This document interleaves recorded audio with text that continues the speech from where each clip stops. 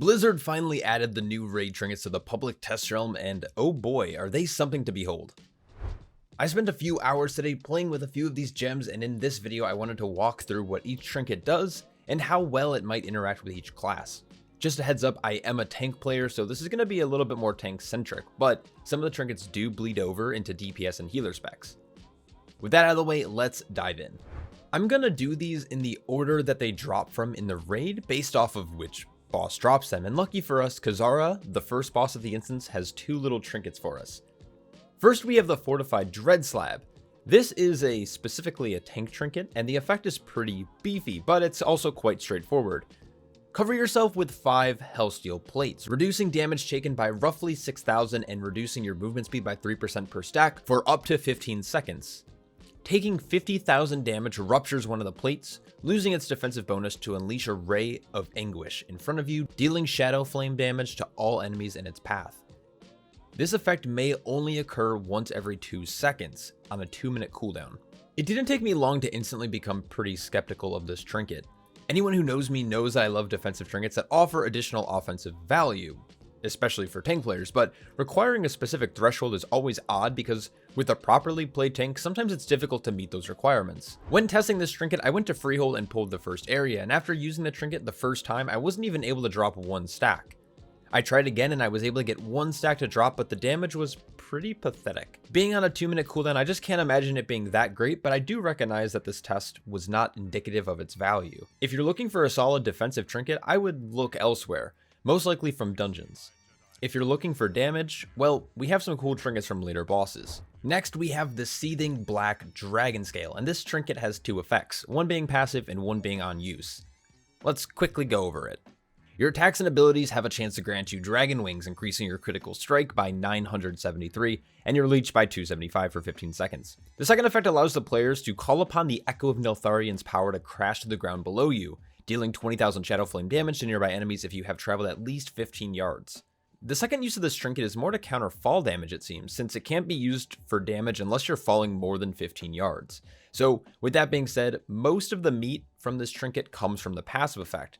For Brewmaster specifically, the proc is roughly 5% crit and 2% leech with about 60% uptime. I've seen people discussing the trinket having a higher uptime than 60%, but these are the results from my own testing. While a fine passive trinket, I think there are better options both passively and on use out there.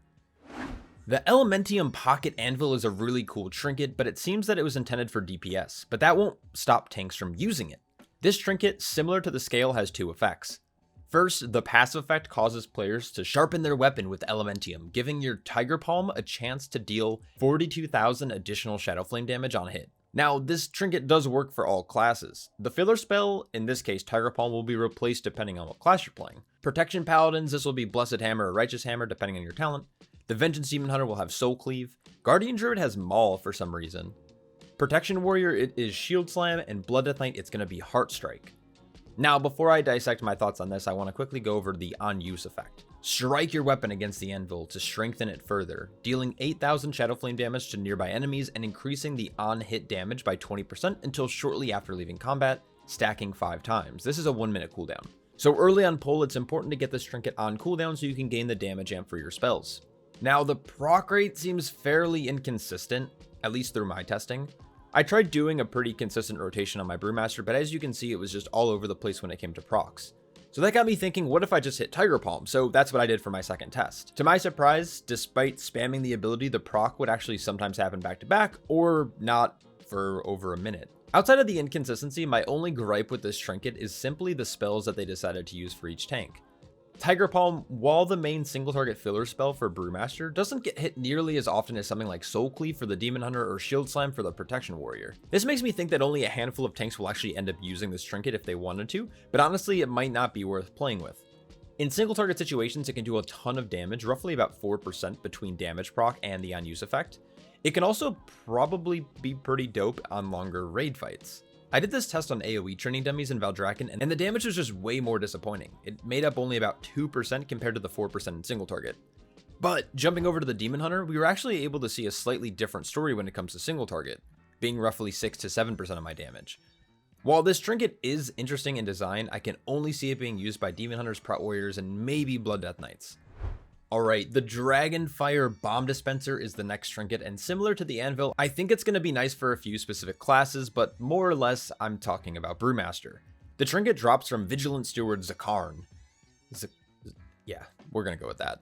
Which I also know might mean nothing to someone who hasn't been deep in PTR, but he's the 6th boss of the instance. This is by far my favorite trinket though, especially in Mythic Plus, and let me talk about why. This is an on-use trinket, which, upon using, will stick a Dragonfire bomb to your target, dealing 100,000 fire damage after 7 seconds. If your target dies with a bomb attached to it, it will deal 87,000 fire damage between all enemies within 10 yards instead, storing up a maximum of 3 bombs. The secondary effect of this trinket, which I believe bolsters its strength from the Brewmaster Monk, is that when you critically strike an enemy after 30 times, you're going to gain a free charge of the bomb. If not, the bomb has just a 30-second recharge rate. For the Brewmaster specifically, the amount of procs from like Rushing Jade Wind, Resonant Fist, and Spinning Crank Kick all give high return rates on bombs, allowing this trinket to compete with Keg Smash even in AoE, as you can see here. I didn't test this trinket on any other tanks, simply because I think it only really shines for the Brewmaster, but it will be a super solid option if you can get your hands on it. Neltharion offers a sizable external Absorb Shield for all classes. This trinket does have access to Agility, Strength, and Intellect users. The trinket is called Ward of the Faceless Ire. Outside of having a super dope effect on the target, it will provide the player with a massive 300k Absorb Shield. This can be used on either yourself or another party member. The only downside is that it has a pretty long cooldown at 3 minutes. If the shield happens to break, it will deal damage over 6 seconds to the target that broke it. This trinket is cool, but I see it being more of a healer trinket than anything else, at least regarding Mythic Plus. It is possible that it will be used in a raid setting as well, but I think the largest deterrent is just the long cooldown. Next, we have the 3 idols that drop from Neltharion, and they are class specific. The first idol is the one of Debilitating Arrogance, and this is for Rogue, Priest, Death Knight, and Druid. This trinket provides a versatility stat stick and an equip effect that causes your harmful debuffs, periodic spells, and abilities to have a chance to grant you 3.5k main stat for 12 seconds. Now, this also has a negative effect though with it. While under this effect, you'll also take 62,000 damage over 12 seconds. Whether or not it's good for priests or rogues, I'm not really sure, but in terms of tanks, I think this is an insanely strong trinket and definitely outweighs the negative effect. Upon a short 6-minute testing window, this has roughly a 35% uptime. Abilities like Blood Plague and Thrash Bleeds or even Moonfire, this trinket will naturally proc, and the high amount of verse stat stick on it is pretty sick. And luckily for us, both of those tanks also do a ton of self-healing. Similar to the other idol, we have another stat stick with a passive effect, that is a Kiss Curse. The idol of Domineering Arrogance is for any pet class or summoner class, including Hunter, Shaman, Warlock, and Monk.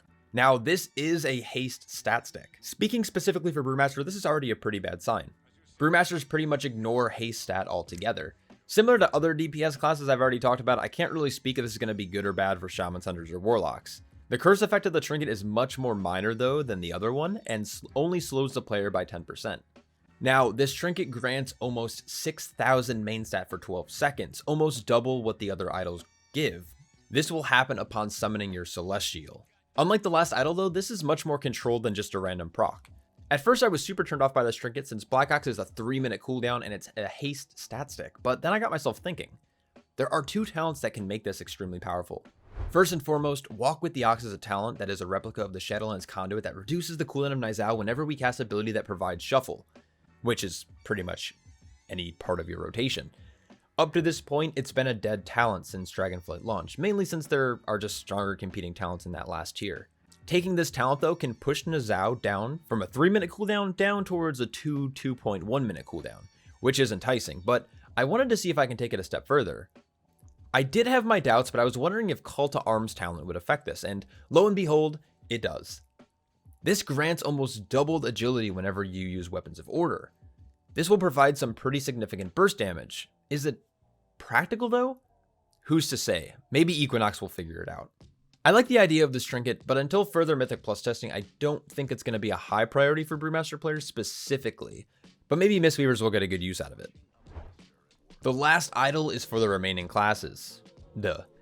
It's a critical strike stat stick, and the curse effect will make the wielder take 5% more damage during the duration of the buff. The buff is procced on any of your class's area of effect damaging spells. Once again, I'm focused on tanks, but I spent a good bit of time testing to see what spells can actually proc this.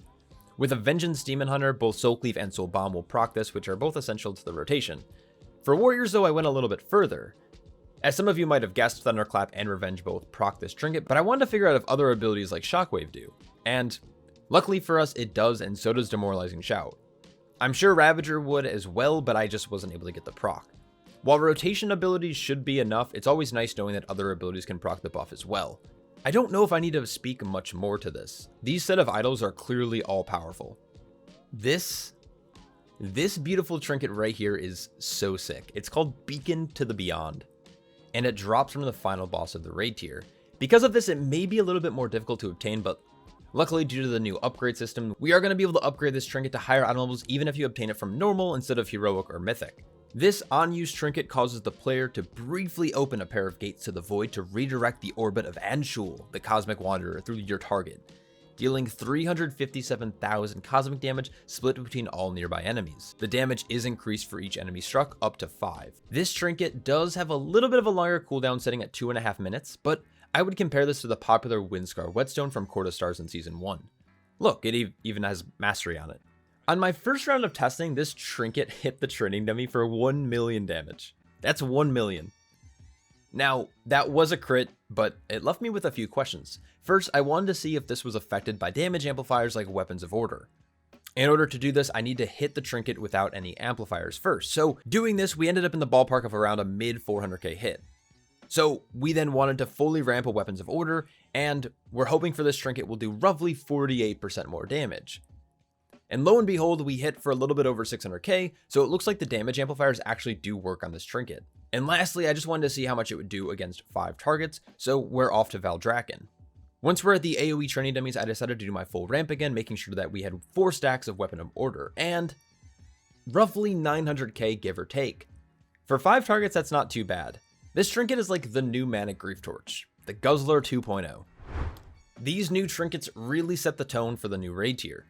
There are some great and fun choices here, and I think a lot of us are really going to look forward to obtaining them over the tier, especially in conjunction with the available dungeon trinkets following the start of the new season. Now, I know I left out some of the caster trinkets, but I'll leave that for another day. Let me know what you guys think about these raid trinkets down below. I'd love to hear what you guys are excited for. Massive shout out to all my lovely Patreon supporters, because without them, there would be much less of this. I hope you're all staying happy, healthy, and I'll catch you all in the next one. Peace.